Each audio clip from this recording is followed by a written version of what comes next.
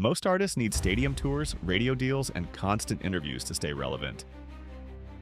NBA YoungBoy didn't. At one point, he was pulling in nearly 300 million YouTube views every single month while barely stepping outside.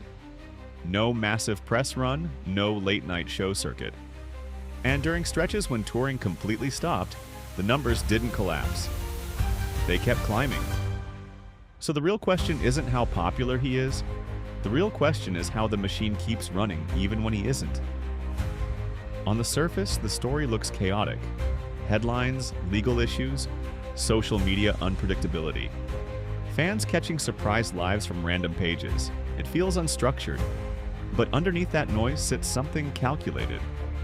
While other artists were crafting mystique through silence, he built mystique through unpredictability. You never knew where he'd show up. You never knew when he'd drop. That randomness kept fans constantly checking in. And that constant checking is what feeds algorithms.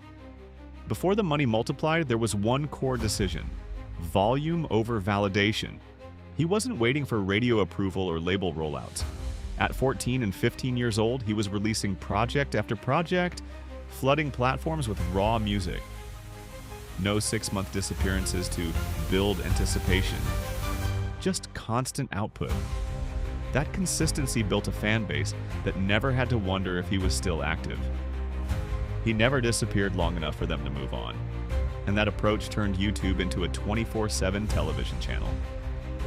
While other artists treated YouTube like a promotional tool, he treated it like infrastructure. Drop after drop. Visual after visual. When you upload that often, the algorithm learns your audience. It starts feeding your videos to the right people automatically. At his peak, he was reportedly generating between 250 and 300 million views per month. Not total. Monthly. Even if monetized views averaged a few dollars per thousand, the math starts looking serious. That's potential 7-figure revenue territory every single month from ads alone before splits. But the real advantage wasn't just ad money, it was compounding attention. When a new video dropped, fans didn't just watch that one song, they fell back into the catalog. Older tracks from 2016 or 2017 would spike again. The system fed itself. Every new release reactivated the entire library. That's not hype. That's architecture. Streaming platforms work the same way. Spotify, Apple Music, surprise mixtapes, deluxe editions. He didn't operate on the one album per year formula. He stacked projects, and streaming platforms reward frequency. The more listeners return, the more playlists push you forward. So when he dropped something new, older projects surged again. Catalog compounding is powerful. One release can boost 10 others overnight. That's why even during periods when touring paused completely, the revenue didn't freeze. Streaming runs 24/7 across global time zones.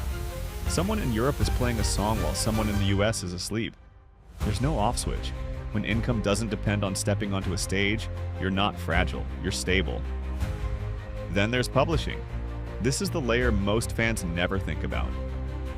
Publishing pays the songwriter, not just the performer. Every stream, every radio spin, every placement, every time someone covers a track, it triggers composition royalties. When you've written hundreds of songs and they're generating billions of cumulative streams, those checks don't disappear. They grow. A hit from years ago can still be sending money long after the headlines fade. That's long-tail leverage. But he didn't stop at being an artist. He built Never Broke Again into more than a name.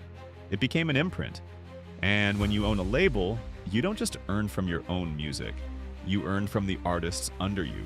Every stream they generate, every show they book, every piece of merch they sell, even modest percentages across multiple artists stack into serious numbers over time.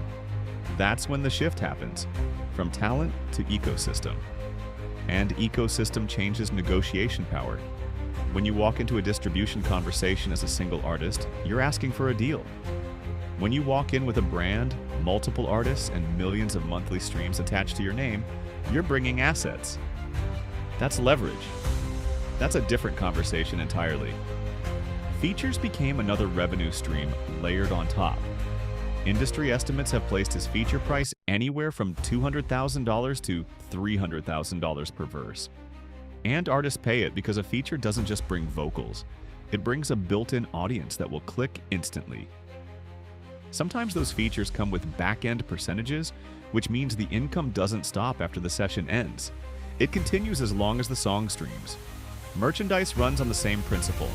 The Never Broke Again brand isn't just tied to music, it's identity. Hoodies, shirts, limited drops.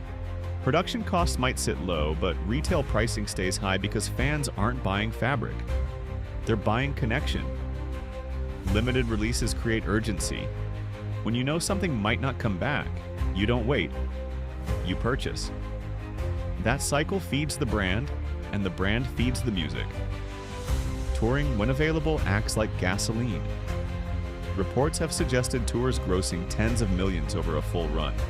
But what's interesting is that touring isn't the foundation, it's the accelerator. When he hits a stage, streams spike. Old songs trend again. Merch moves faster. Every live show sends traffic back into the digital system. It amplifies everything already in place. And that's the part most people missed while focusing on headlines. They saw controversy. They saw unpredictability. What they didn't see was infrastructure, ownership of content, massive catalog depth, label percentages, publishing rights, brand equity, digital platforms doing the heavy lifting 24 hours a day. The traditional industry model often rewards polish and control, but it also keeps long-term ownership in someone else's hands. This model flipped that. Instead of chasing validation, he chased volume and ownership. Instead of slowing down for image management, he kept feeding the system. The result? A machine that keeps generating whether he's on stage, offline, or completely silent.